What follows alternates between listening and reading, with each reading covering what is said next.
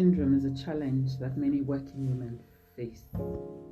If you're wondering what it is, it's a sense of inadequacy, oftentimes an irrational worry about being found as frauds, despite evidence proving your competence.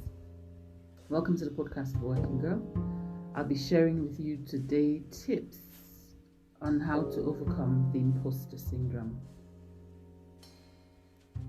Now, what happens with imposter syndrome is there's, an internal sense, a strong sense of foreboding that you'll be found out, a strong sense of foreboding that you're a fraud. And this, often happens to women who then tend to attribute their success to luck rather than to skill and to effort. Look, it's normal to feel, a degree of imposter syndrome, as we call it, or experience some feeling of being an imposter if you're in a new job, you've just gotten a promotion, or you've just made, a career transition. Now, to even talk about this, let's understand that being incompetent and feeling incompetent are completely different things. So sometimes when you even feel incompetent and feel like a fraud, you have lots of evidence, that say the contrary, but you still go on feeling this way. One of the unintended outcomes of this feeling is that, the person who's feeling it, begins to seek perfectionism. I remember years ago, I was called to speak at what I considered a really large international platform. Look, it was a subject I was quite familiar with, which obviously is why they had called me. And then I found that I was overreading and over-preparing, and even adding some anxiety, to it. And I remember thinking, oh my goodness, why me? And, I'll just take you through a few steps as to how to overcome this, or how I overcame this. I think first is to realistically assess yourself, understand your areas of strength, and understand the areas that need improvement. As a friend of mine will always say, we all are work in progress. But what this will do for you is it would help you identify steps, that you need to take to cover the gap.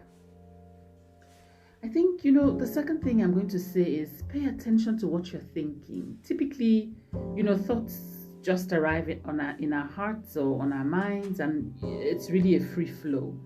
But I think that if you're dealing with imposter syndrome, you've got to stay very conscious of your thoughts.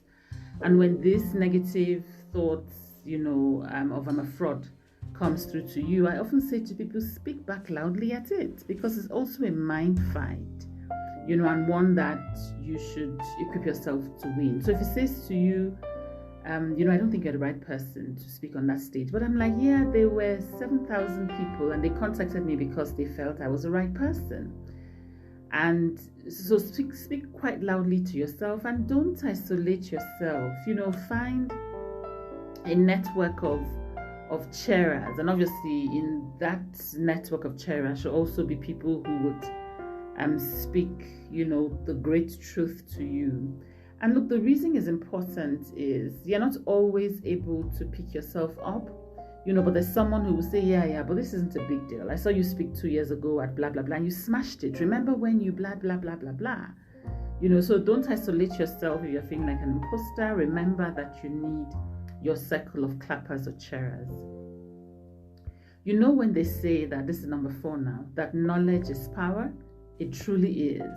So what I did with that session was I thought to myself, what, that's all right. I'll overread. And, I equipped myself with all the knowledge that I needed for that session.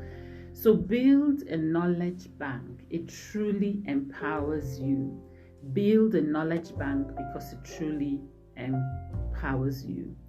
The 5th thing I'd like to say to you is be careful, just watch your body language, over that period. Be careful about your body language, because what you don't want to do is, pass on your energy and help people begin to lose confidence in your abilities when there's no need for it in the very least.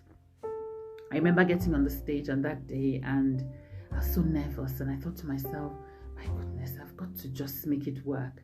And there was a picture of me on the screen, a very nice picture. And I said to them, in case you're wondering who this person is on the screen, I'd like to assure you that a little airbrushing never killed anyone. So what was I saying? I was saying to them, hey guys, go easy. I'm also uncomfortable, with this whole thing. So I think watch your body language, be careful. And there's a powerful piece I'd like to include here, and this is track and celebrate your success. Put out a little wall of accolades, and write and celebrate, the small impact you've made, the small successes. And what that does for you is the days when you are feeling, like a fraud, have a look at it and remind you of who you are. Now, this can be as little as if you have a daughter, your son, your child saying to you, you're an amazing mom and I love you. Or whatever it is, or as a choir master, you sing in a choir, saying to you, you're a powerful singer. All of these, add up to help you, to equip you, to face the world and the crowd. The last thing I'll say to you is practice until you are comfortable. People say fake it until you make it. I hate that phrase. I rarely ever use it, but that's me. But I think it's just whatever it is, practice. Are you speaking on a stage? Is it daily work? Do you have presentations? Practice. I don't think it's too much, to take out time to think about, your week. How am I going to approach it? What am I going to say? I find that just pre-planning equips you. Look, girl, I say to people, no one helped you get to where you are today.